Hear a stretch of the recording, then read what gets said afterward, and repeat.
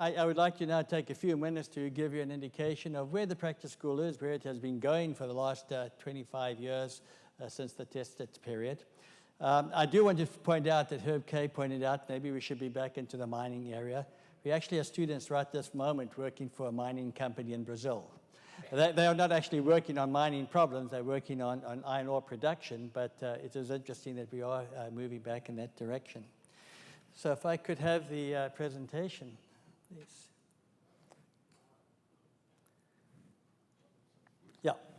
So what I really want to do is discuss the state of the practice school and where we are, where we've come from, and where we might be going. I've asked the assembled group here to remain on the stage with me because after my presentation, we'd like to have a Q&A session, and I thought I'd like to have some good backup in case the problems got a little bit testy.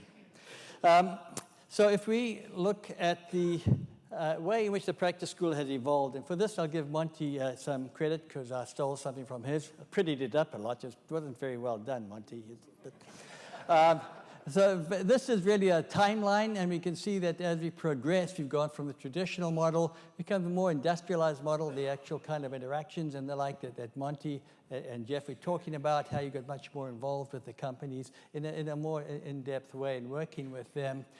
But then as things changed, the markets changed and the like in a number of different respects, and I'll show you why this lately. We've also become much more of a globalized model in which we don't only give students an opportunity to experience the practice school here in the US, but all worldwide. In fact, we've only got a couple of continents to conquer at this point. And then we'd like to get a little bit of discussion, where should we be going in the future? And that, of course, is much, much more difficult. I don't know if any of you saw the poster presentation outside there, the cartoon that one of our students had some vague ideas of how we should be going. They weren't so vague, but they weren't pretty practical yet either. And we'll talk about that. But I think the one thing that's really important and has been a common thread through everything we've heard today is the constants of the teamwork, the personal challenges that everybody faces, learning from failure, and that's important. It's come through a number of these different examples we've been given.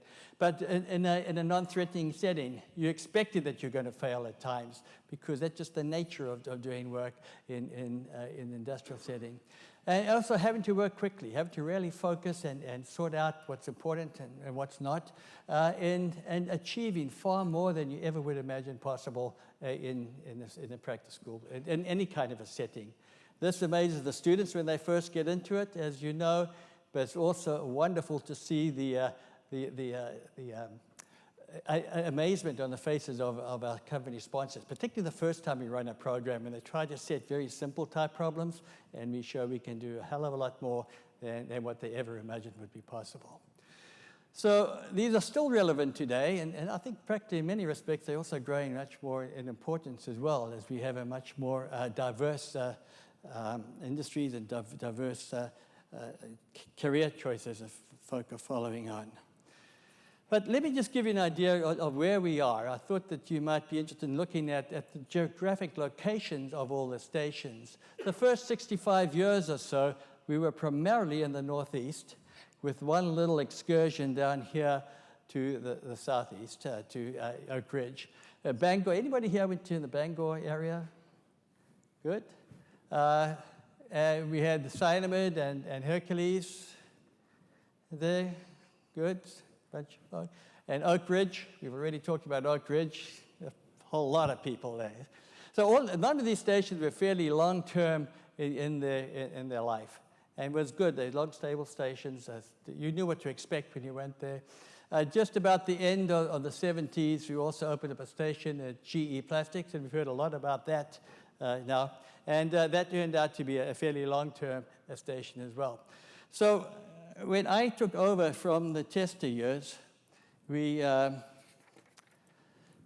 the tester years, sorry. This is the tester years here, and you can see we've moved away from the far northeast here and expanded quite a bit in terms of the states we were.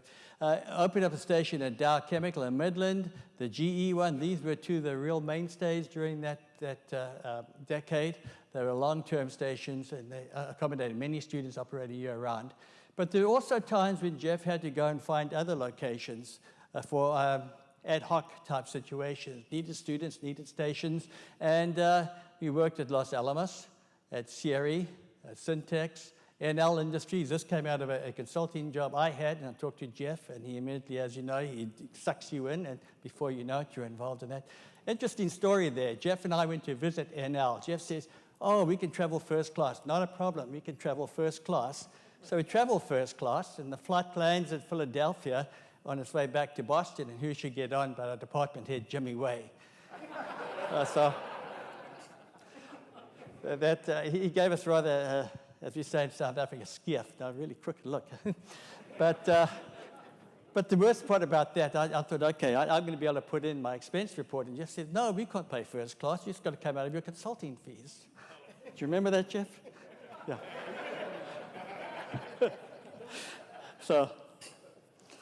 But you'll notice that really what we've got here is a situation where we need stations, we need a number of different stations. They're going to be on an ad hoc basis and sometimes. And it set a pattern. And as we moved into the following decades, we had a great expansion, not just across the US, but also worldwide.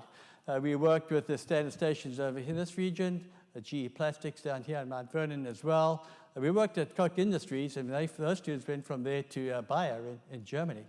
But the important part is that we began to recognize the globalization is going to be an important factor in our futures, and we needed to have stations elsewhere as well. And for a number of reasons. One is they're available, which is always great. But the other is to provide the students an opportunity to have a much broader cultural experience and cultural awareness training, you might say. And our first station was in Japan, which came about because of consulting arrangements that George Stephanopoulos and Greg McCrae had at that time. And we got brought in, and it turned out to be a very good station for 7 years. 7 summers we were at Mitsubishi in Mizushima. And then they reorganized, restructured the whole company, and we no longer had a home. But that was a wonderful 7 years we had there.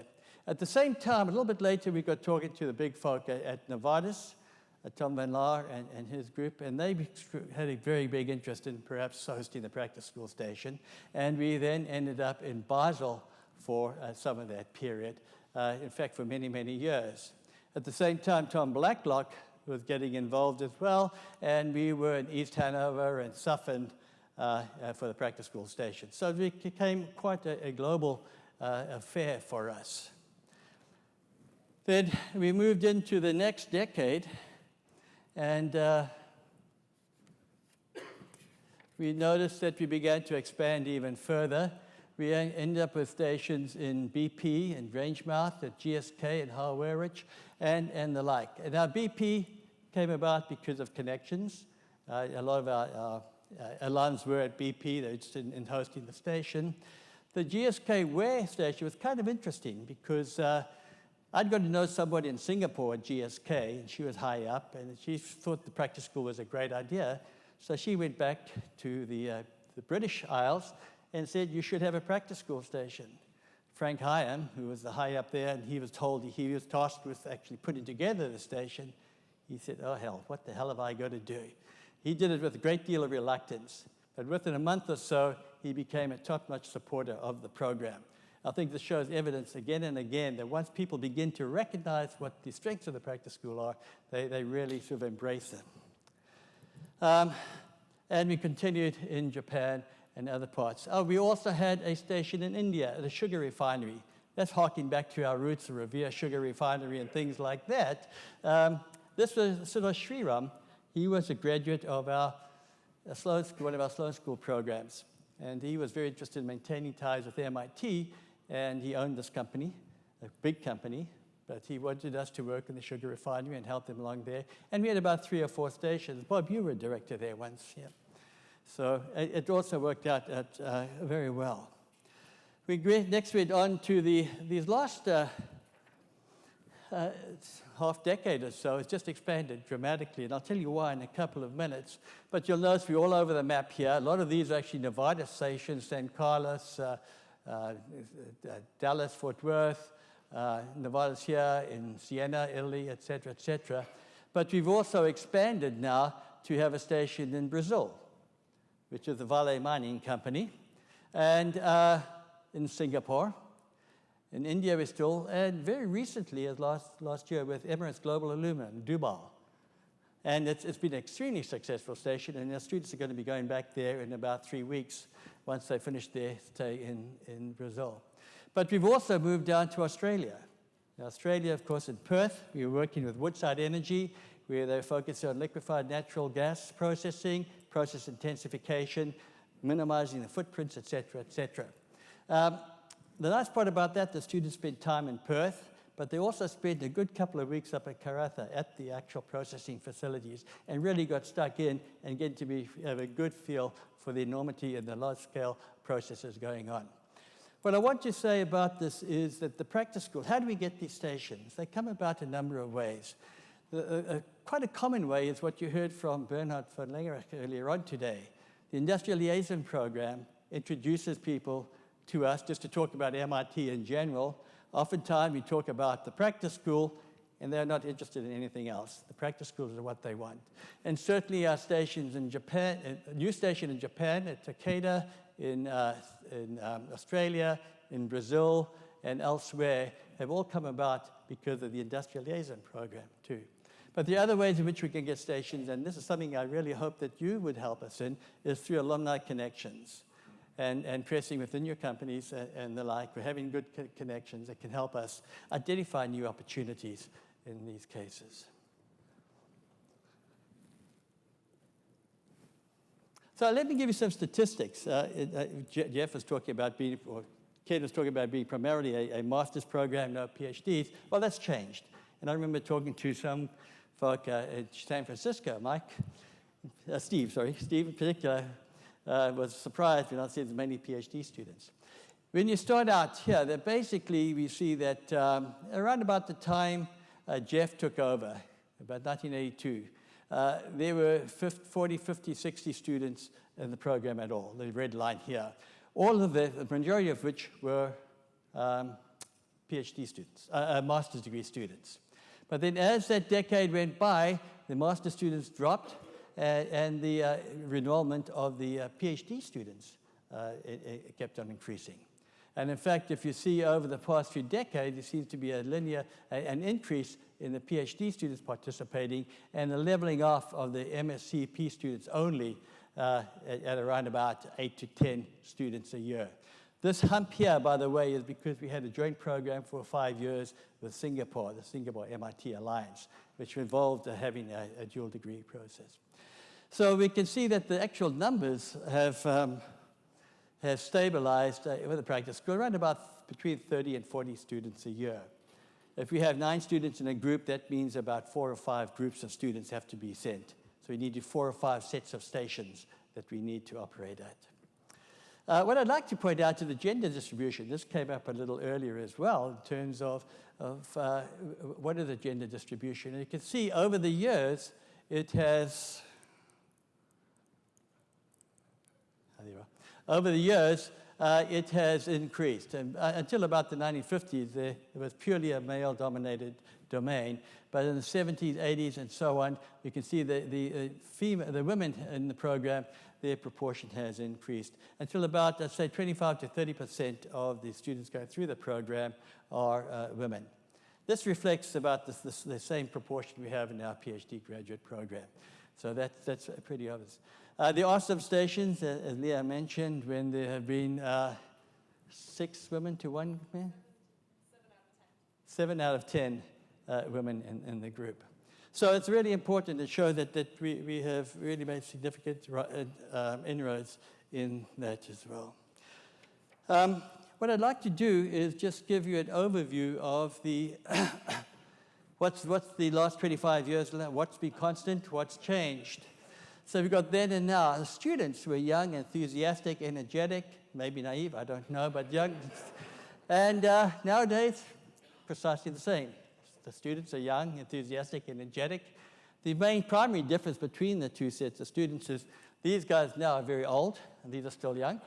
But apart from that, they come with different skill sets, but that's okay because the kind of problems they need to tackle are different. They require different skill sets and different approaches. The projects are challenging, open-ended, impactful, hopefully. The same is true now. There may be different types of problems, different types of questions. Maybe the questions haven't been formulated correctly, but they are questions nonetheless that have to be but those are all what you'd expect. That's really the mainstay, the actual underlining paradigm, the underlying reason for the practice school. But what about the directors? As was mentioned earlier, most directors in the old days were young, enthusiastic PhD graduates, or almost graduates, trying to figure out what they want to do with their lives. Do they want to go an academic career? Do they want to have another stepping stone into industrial sphere? What do they want to do? And generally, they were using this as a good way to get their added education. Nowadays, we find is that because of the nature of the program, we have actually come to, well, most of our directors are more post-career in the 60s and 70s. And you saw that in the video of the three directors. They were certainly not spring chickens. And you were mentioning this was a problem that you had at the beginning as well when you started, that you recruiting the directors. And so we're really fortunate we have a number of folk that are extremely capable, really good careers behind them that like to give back to the educational thing. What I want to discuss briefly is the stations. In the old days, going up to even the tester years, there were long-term, year-round operations. This was good because we had stable companies, we kind of knew what we were getting into, and they were primarily US locations. It was very important to have resident directors that would live there, that would be their home. If you were a director at Oak Ridge, you'd live in Oak Ridge. If you were a director in Dow, you'd live in Midland year-round. And generally only needed 2 or 3 companies, and they were typically on multi-year type contracts, which made life a little easier for the director in terms of having some stability. Nowadays, unfortunately, what's happened because of the globalization, because of financial considerations and different financial models in the world, we only have 1 session per year. Each company would only have 1 session per year, instead of having 3 or 4 sessions per year. So that puts a bit of a burden on us. And we also work in global operations, so we have to worry about how do we transport people around the globe and the like. So these, of course, put a lot of pressure on the department or on the program in terms of finding stations, having the funds to send the students around the world, send the directors around the world, because the directors themselves are no longer localized permanently at any particular point. The directors themselves now are itinerant. They're nomadic, which is fine. I think some of them enjoy the process. Did you enjoy it, Bob? Absolutely. Yeah, and Bob got to see the world in the practice school. But it also means it disrupts your family interactions and family life and so on. And so we need to, I want to say right now, we need to give a great round of applause for all the families of the station directors, because they are the ones that really suffer when their husbands go away.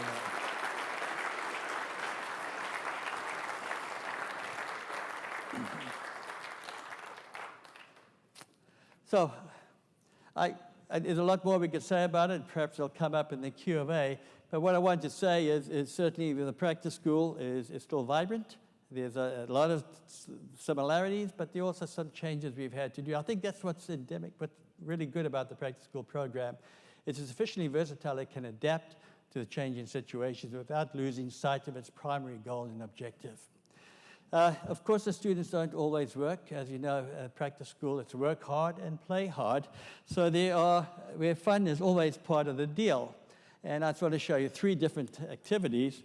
In this particular case, it wasn't just part of the deal, it's part of the ordeal on Mount Katahdin. This is halfway up Mount Katahdin in 1930 when they're taking a well-needed break. But we don't only do the climbing. This is Bill Dalzell, whitewater rafting on the Ganges when he was directing the station in India. And this was a group in Brazil a few years ago doing hang gliding over Rio. The whole group was really enthusiastic about doing it. The station director wasn't. We do have photos of him really white-faced hanging over Rio, but there wasn't as good a photo as this one. So, right, Bob?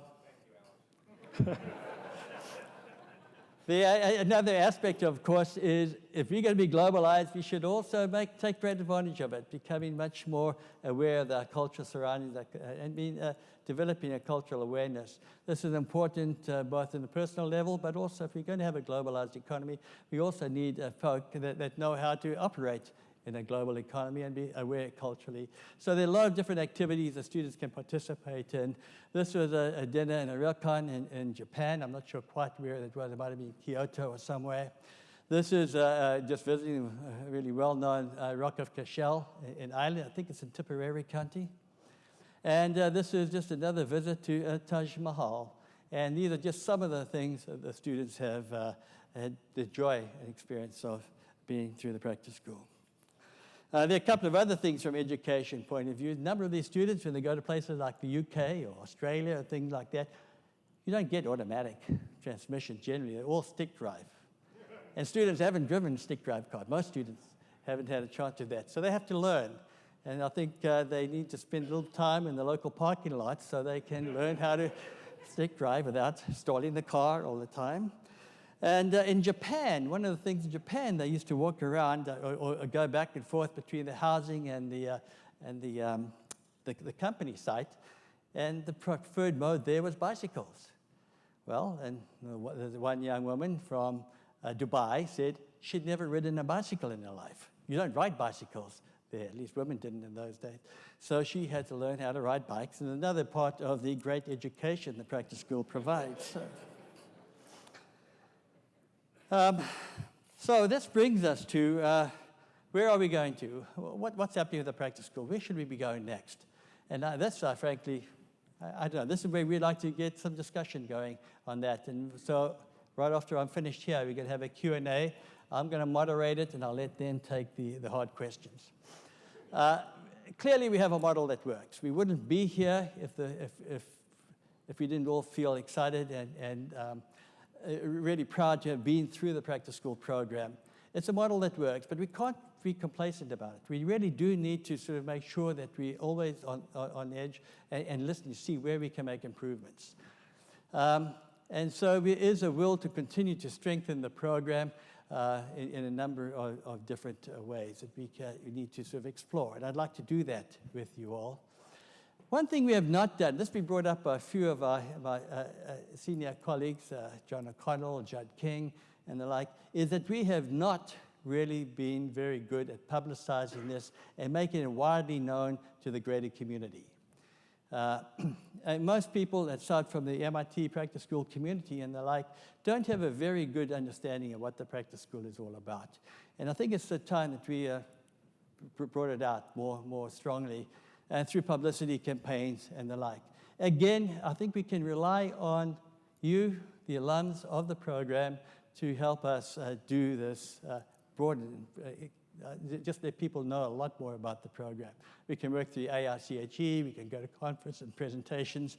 We can do webinars. Actually, I want to set up a series of webinars to help us in our recruiting of students from the various top schools, where the students don't actually get much exposure to the practice school until they come here and hear about it from us, and then they get excited about it. And there's something else that's come up, and this is exporting the program. This has come up for a number of people, said, why do we keep it central here at MIT? And there have been cases, of course, in the past when you had a practice school with the mechanical engineering and other engineers, nuclear engineers back in, I think, in the 50s and the like. But we don't do that right now. Is it something we can export, say, with an MIT? Well, I think it'd be interesting to know if we could do that, because each department has its own character and so on, and it might be very difficult to mesh them. That's something we could look into. How about exporting it outside of MIT, getting other chemical engineering departments engaged in practice school-like activities? Well, there are some instances where it's been successful. Sam Fleming, back in the 60s, set up a program with the BITS, the Berlin Institute of Technology and Science. Berlin Institute of Science and Technology. Okay. Okay. Yeah. I got it right. Yeah, good. Yeah. Of which there are some 15,000 left. Yeah, it's a large program. It operates in a slightly different way from what we have, but it's been a very successful practice school program. There's a program in Thailand that we helped set up back in the 1990s that seems to be quite successful and having adopted a lot of the kind of model we had. But we've also had cases when we've tried to work with other schools that's not been successful. We've tried to have joint practice school stations.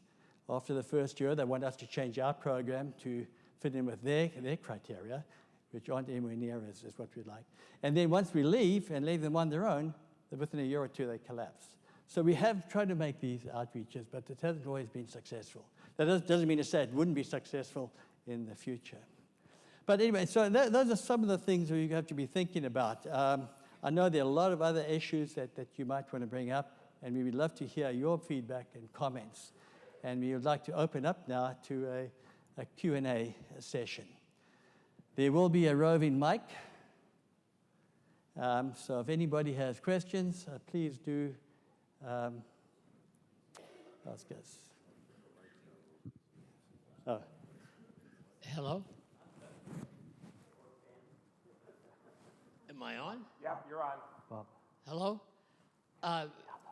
Could you speak a little bit about the fiscal stability of this program and where the cash flows come from supporting this program? The program itself, as it was mentioned back in the late 70s, early 80s, there was a great drive to stabilize the program with a lot of the donors coming from the practice school. They set up the Friends of the Practice School program and collected a fair amount of industrial support for the program. And the reason why it's called the David H. Koch School is because David was the one that came through and completed the fundraising campaign back in about 1990, 1991, that time frame. That helps a lot in terms of support of the students while they're here at MIT undergoing all the coursework that they have to do, stipends and tuition and the like. Since then, about 1995, I think it was, Ralph Landau bequeathed a great gift or gave a great endowment to the department for the practice school. It gets on the Ralph Landau chair because of that. It does support a lot of the costs of running the station from the Cambridge side, my assistant and all those kind of activities, and some of the station director salaries. The rest of the funding comes from fees charged to the host companies. And that covers the students' tuition and stipend and travel costs and housing costs. But it's not, the problem with something like that, the prices keep on going up quite dramatically. So we need to stabilize that in some other ways. Well, just to jump in a little bit, Alan, I think it's why we're so interested in raising funds to endow these practice school directors. Right. Of huge value because it will give us a greater level of independence and being able to select future. So that's something we would like to begin is an endowment campaign for covering the station director's costs.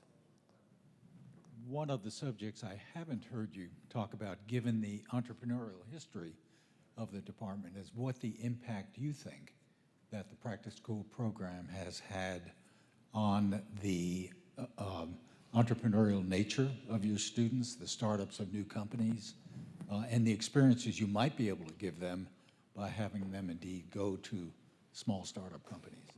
Oh, as a station assignment or afterwards? No, I'm thinking both experiences. First, the experience that practice school may have given your students, to kind of experience that I had, for example, and what they would learn about entrepreneuring from the practice school experience. And secondly, whether in fact some new small startup companies could be sites for the program. Okay. The first part, I think certainly the fact that students need to focus and develop the skills to really probe what's important and go in and nail the real important issues in any startup. I think you've got to make sure you've got the right product, that you technology you're looking at and the like. So that's where one of the ways the students can learn to become very independent and understand what the technology problems might be. As far as working at I don't know if you guys can respond to this maybe better than I can, but as far as having station sites at startup companies, there again I think the couple of points is one, can they accommodate 9 students? Do they have enough bandwidth to be able to accommodate 9 students in their facilities? And it depends on how big the startup is, and the cost factor.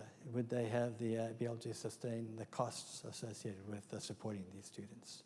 But the idea of actually having students at a startup company is not it would give them an added exposure. I agree. Anybody want to address that? Go ahead.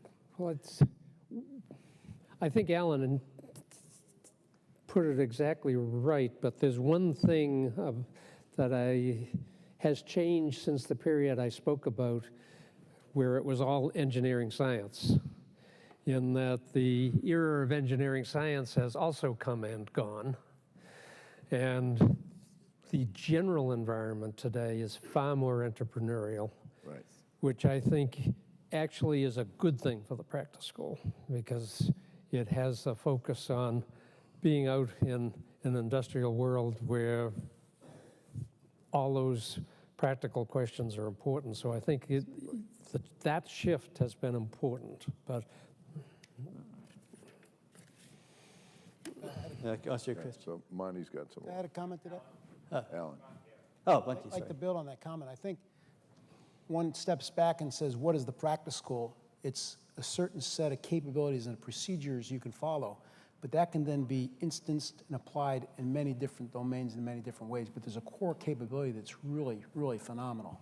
So I think thinking of it just as the practice school as a closed system loses the opportunity to think about entrepreneurship and different models to engage.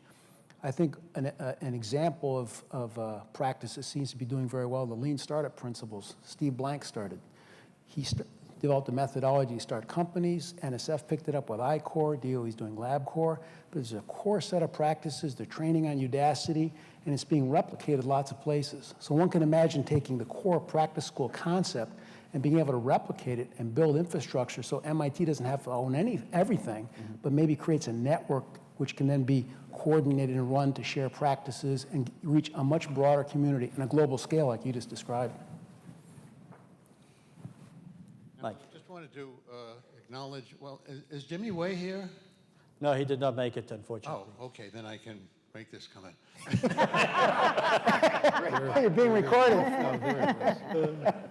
I want to acknowledge our dear beloved Adel Seraphim's role Oh, right. in right. the transition from the late 70s to the early 80s, when Jimmy really wanted to get rid of the practice school real bad. And this interview with Jimmy Way showing his support for the practice school, I think it's new to me. I like it. But Adel, and actually I was helping him, we're responding to Jimmy's wanting to shut it down. And we went out and came up with a proposal. The only way it's going to work is if there is an endowment. And I presented that to the department, and I think we won over some of the young faculty who weren't trained at MIT by knowing that they won't have to go raising money or taking it out of their own PhD programs to pay for the students' term abroad. At any rate, Adel did a great job, and I think he left it to guys like Jeff Testa to fund it, to find the financing. And the Kochs were pretty much a big help in that too. But I think Adel did a good job of saving the school. I agree. Alan, let me, yeah. Yes, Jeff? So, yeah, absolutely. Mike, I'm glad you brought that up, and yeah, I'm gonna, Sam, I'll get to you in 1 second, because between Mike Modell and Adel Seraphim and Sam Fleming and people like Ken and Fritz, I mean, it was very clear to me that they were, really talking about restructuring this from the beginning. So they sort of set the foundation for doing it. It was not just about money, it was about leadership within the department. And I wouldn't have come back unless I saw that kind of, sort of inherent support for this, because it would have been a no-win situation for sure. So I want to thank you too, Mike, and Adel, and certainly Bob Reed and others who aren't with us right now. They played a really key role in helping this resuscitation. Let's give them all a hand. Go ahead, Sam.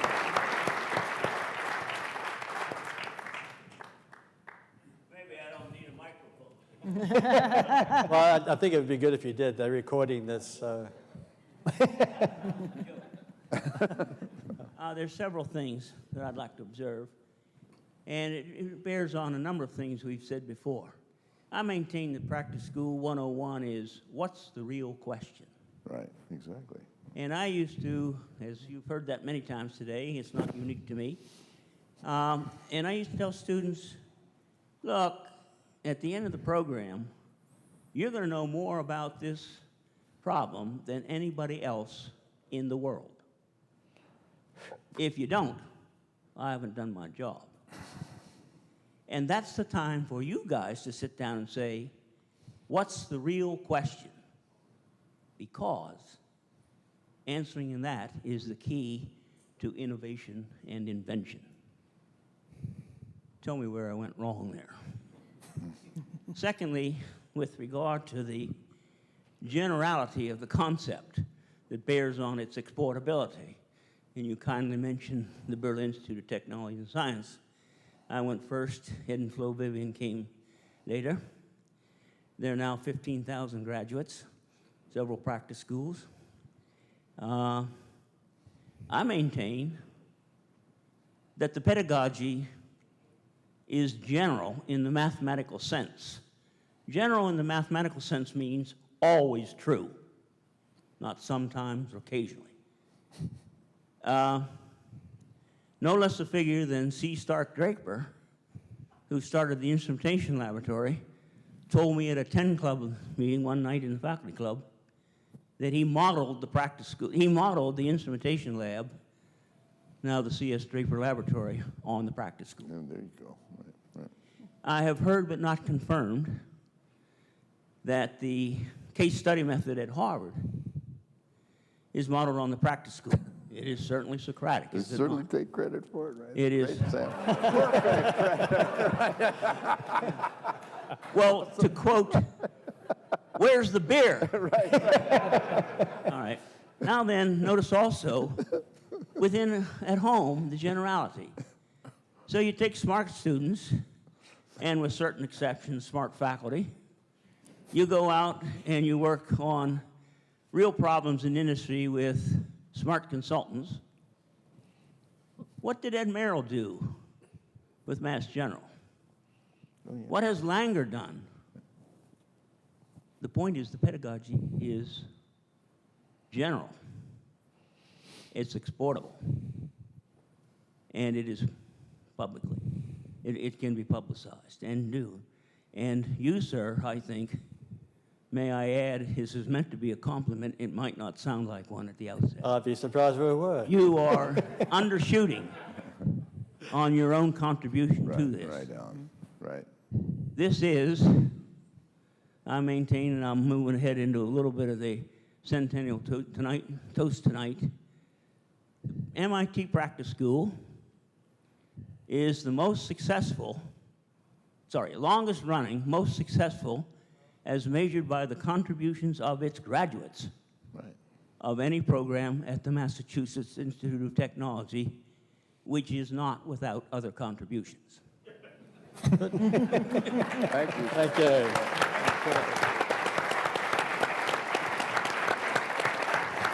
Thank you, Sam. Now then, as important as the department is, as important as the program is, the practice school is the people.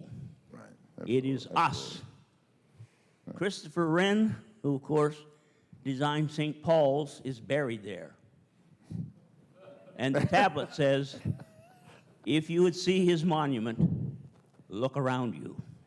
And I say that to you. Good. Thank you, Sam.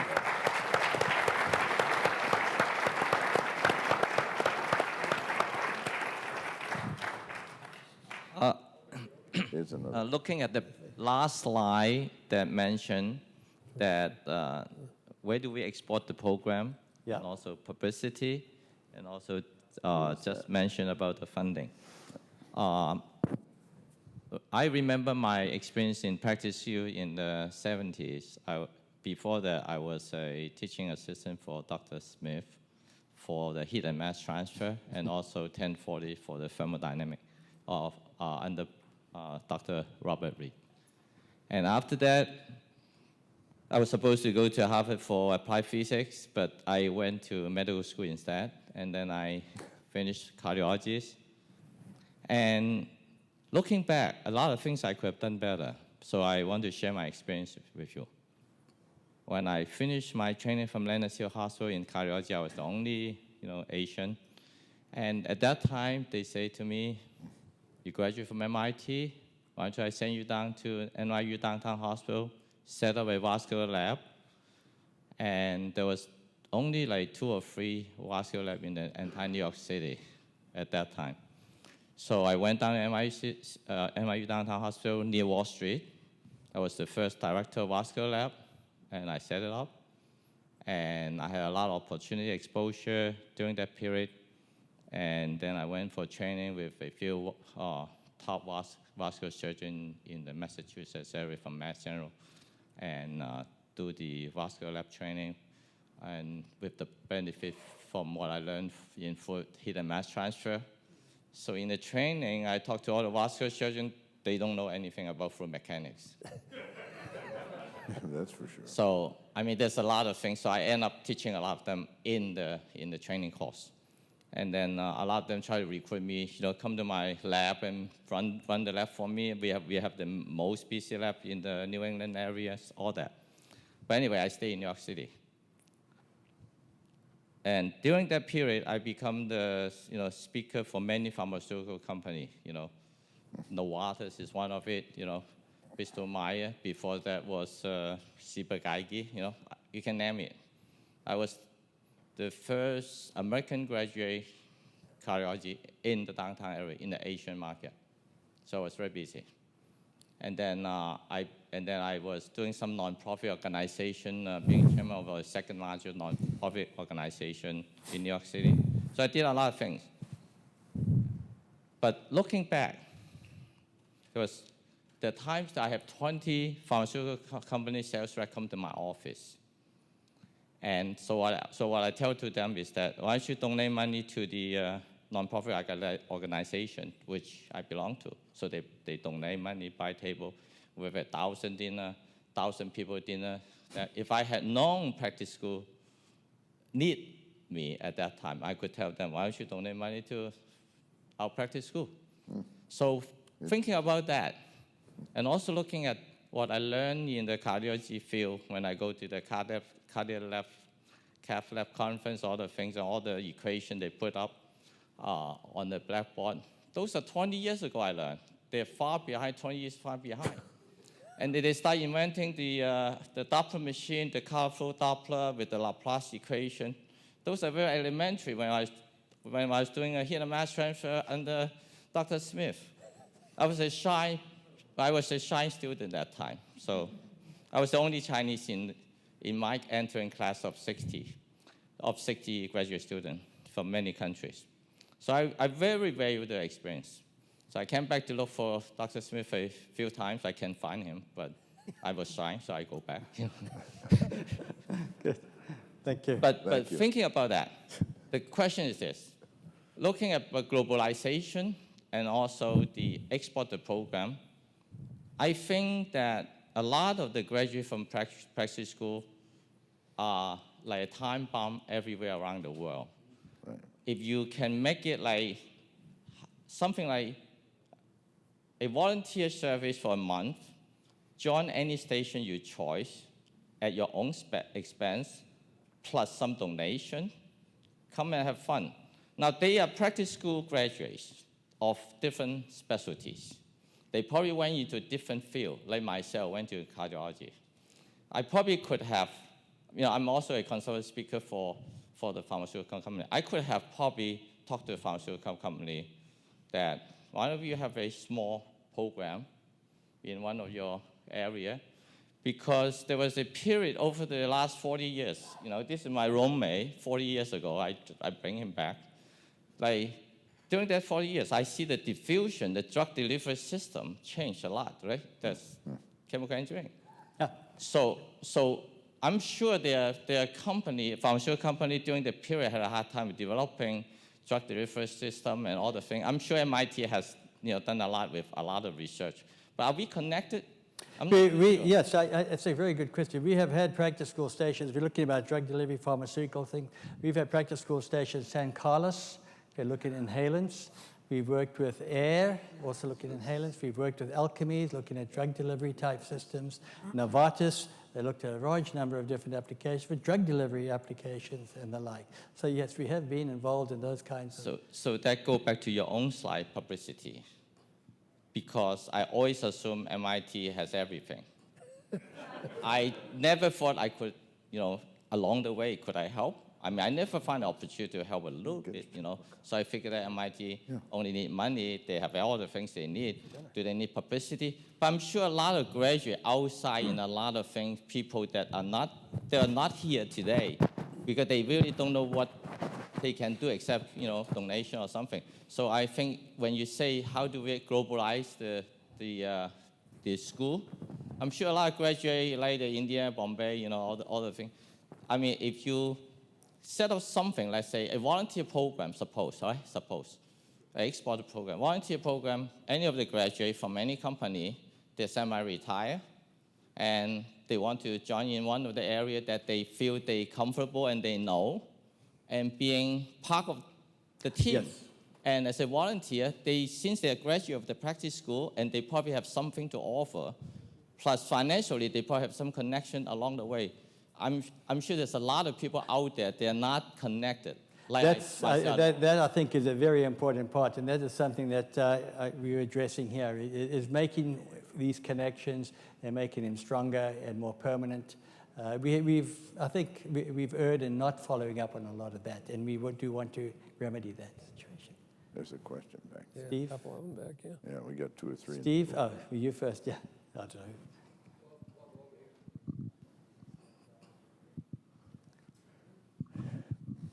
The way you asked the question about what about the future, I don't know, your tone was a little inspiring or something, so I started thinking, what about the future? And then the subsequent issues about the exportability of the program. Right. And crazy idea occurred to me that I need to ask about the importability of the program. Why can't there be an MIT station where students would come in and look at what are the programs that we have here, what are the funding from the various government agencies, what is it we should be doing? What are the issues, what are the problems, and what can we contribute to that? It doesn't need to be a very long one, but can you do the same, I forget what you call them, A, B, C, D, things, so that each generation of students is contributing to that and to the school in a useful way that can help MIT and can help them contribute and perhaps bring in and perhaps fund some things like what does MIT Chemical Engineering have to contribute to global warming? Right. Not directly, but indirectly or directly. Now, when you say bringing students, you're talking about the idea of bringing students in from other institutions and the like? No. I'm talking about internal students? No, the practice school having a station. A station, yeah. That You're is actually... at MIT. There was, we haven't actually done that yet, but it has been talked about occasionally when there's been a dearth of stations availability. But we're talking about, and the whole issue of heat integration and sustainability and whatever. Yes. It's an interesting idea to sort of think about more seriously. There's some questions back there. There's Steve had... Back. You have a professor from Cornell and a professor from Penn State on the stage. Why don't they, or have they tried to have a practice school at their locations? Yeah, who wants? Well, why don't you two respond to that? So, good point. Right. Well, first of all, I think the issue is how many students are you going to be able to have in the program at any time? So I think one of the things that MIT has had from the very beginning It's had a fairly large group of cohorts that were coming in every year, both master's and PhD students. And so you could afford, in a sense, not just financially, but in terms of the critical mass of the department and running its programs, to have some portion of them be away from campus at any time. But other schools have, Cornell's one example of that. It has a pretty active master's program, but it's very fundamentally different.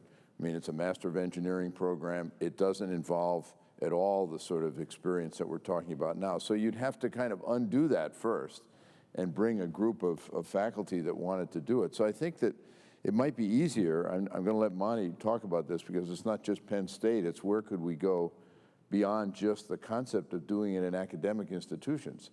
It seems to me that the idea of thinking about where industry is headed and what we provide as graduates to industry is perhaps more important than just replicating ourselves at a bunch of schools right now. So, Monty, that sets you up for this, right? It's a good question, because I've thought about this a lot, and I think one of the things that's important to realize is that while we think about the MIT practice schools related to MIT and education, the same education problems and training exist in companies. Right. And companies don't have the same capacity and capabilities a university has. And I believe there is an enormous partnership opportunity to take the educational capabilities and skills and pedagogy of the university and partner with business and create a whole different interaction set of models.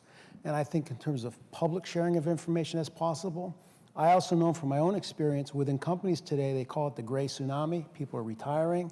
There's no good way to inventory knowledge. There's no way to capture things and pass them on to the next generation. The technology in the university has been created through online education has been created to build more courses. We need to create more parallel content on how do I solve problems, how do I do things, and build that into a network and have students go work in companies to help them convert what's known by the experts and the people within the organization into a format which is now accessible and useful, much more into the future. And so at Penn State, one of the things I'm trying to do is start one little effort we're calling the integrated internship. When students, undergraduates, go on an internship, we send them off, they go off, and then they come back and we say, how did it go? Let's take some basic training, professional skills, presentation, all the things that practice school exposes you to. Let's put it out there and make it accessible to students ahead of time. And let's see if we can get companies to sponsor this development with us and give us content and recommendations and build a network. But start with a simple thing and help students. Because I've seen students now come to my office and they say, I hear you had a job. What do they do out there? What do they want? Exactly. How do I get a job? What should I do? Internships, hands-on experience are vital today, because having a fundamental grounding, while extraordinarily important and a prerequisite, knowing how to work in the world of today, which is very fast-moving and interactive, that's what the hands-on problem-based approach leads to. And I think there's a huge opportunity to build on this practice school model and use this as a foundation for all sorts of new possibilities, which should be conceived as integrating business and university and the world, not thinking just as an academic program to launch people into a world of work. I'd like to have one more question. Steve has had his hand up for a while. So. I had a couple points. One was, and you were mentioning Judd King. So I think Judd's perspective on this I think it's from maybe a faculty perspective. I can see where faculty may not know about the practice school, but at Berkeley now for a couple of years, I've taught the senior design class. And what I notice is that all these students know about the practice school. In fact, when they've heard that I went to the practice school, they come and talk to me about the practice school. So I think students are pretty well connected, and they know about the practice school. I'd be curious, you must get lots of applicants for the practice school. Yeah, I think it's spotty, though, because I know at times I've been to different universities like Minnesota, Wisconsin, and it's because you've actually got talking to the students that they suddenly become aware of the practice school. So I think it depends which school you're at as to the awareness. I think that's something we need to redress. And it seems like a lot of foreign students that I speak to know about the practice school. So I'm not sure where there is a big gap in the publicity, but We do not, there are students I know that have come to MIT simply because one of their faculty members said, oh, you don't want to go do that program, the MIT program would be a better one to go to, and they were totally unaware of it. So we have not been reaching out as much as we could do to some of these students. But it's great that at Berkeley So the other thing I've noticed is, and I don't think you want to change this, is and I think this is maybe just due to a societal shift with young people, where I see a gap that MIT Practice School fills is a lot of students I see that we put them on projects is they never got that box checked in kindergarten that says, works and plays well with others and shares toys. So the MIT Practice School is a way that forces this to happen because a lot of students nowadays, their notion of interaction with others is through online things and Facebook, but not face-to-face. Yeah. And I think that part of the recipe is where students go to a site and they have to interact with each other and the client. I don't think you can do that any other way. And the last point was, we talked about the financials and endowment. What does it cost to run this? What are we talking about? How much would we have to raise to make this not be a stretch? Are we talking, in the 1 to 5 million? Are we talking more? What does it cost to run the practice school? I was going to say 15. 15. Okay. Well, I think that helps us give an idea. Get a perspective. Now, that is a good estimate to really make sure that we are able to support the station directors and travel costs and things like that for the students. Yeah.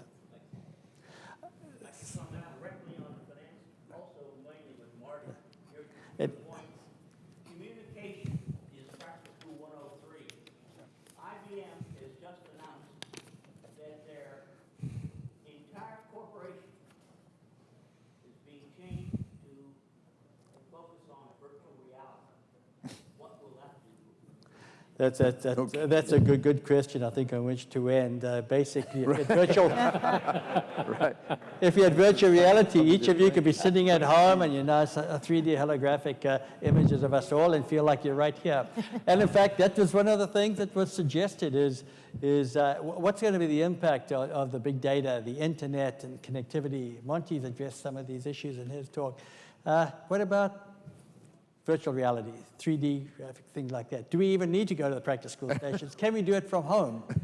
I don't think that's a good idea, Alan? but... Alan? And one of my favorite ideas is, perhaps, what about doing space Walk travel? right up there. Grab him by the throat. Can I make a comment to that? The value is creating human interaction. Right. Technology facilitates human interaction. That is where all the value is created, when people talk and share and learn from one another.